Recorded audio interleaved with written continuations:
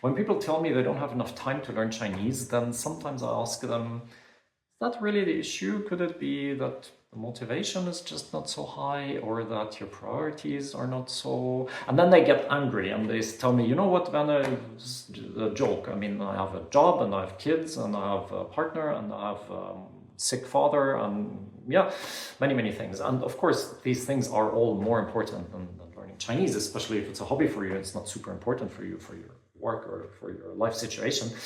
And I get that. And therefore, I don't want to do victim blaming. We need to really work with this. We need to find a solution in a way. And I think what can give us a hint at that are all the things that we just do, even though we don't give them a lot of priority. My favorite example is always brushing the teeth. Yeah, you do that maybe twice a day, maybe 3 times a day. You don't really think about it. It takes a couple of minutes, so over time it adds up a lot.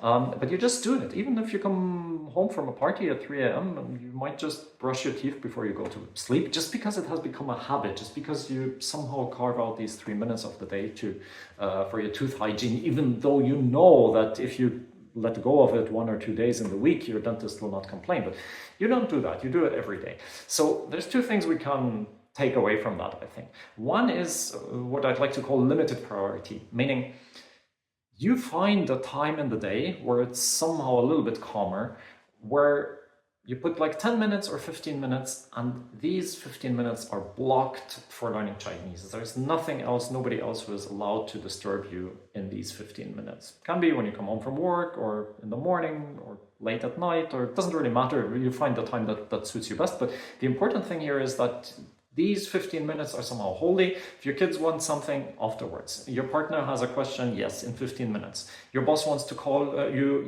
call him back in 15 minutes. These 15 minutes are for Chinese, and 23 hours, 45 minutes, the rest of the day, they are for all the other super important things. And when you do that, 2 things happen. First, it becomes a habit, so you get used to it, and you just do it, even when you don't feel for it very much, and you might not feel that you have the time. And then the second thing happens, miraculously you do have the time. So for some odd reason, sometimes when we push something, we say, okay, I'm just going to do that, like 15 minutes, not more. Somehow magically it does fit in.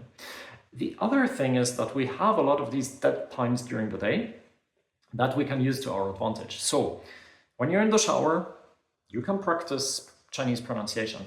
Or you can say simple sentences to yourself. Yeah, it's totally perfect. You're on the bus, you can practice writing characters on your phone while you're sitting on the bus on the way to work. Or I have this friend whose father learned Russian to a super fluent level by repeating vocabulary every day on the toilet. So he sat on the toilet, we would repeat Russian vocabulary. For years, he became absolutely fluent in Russian, never stepped a foot into Russia. Busy, like family, hard job, many other things, but absolutely fluent in Russian. In the end, he went even and taught Russian.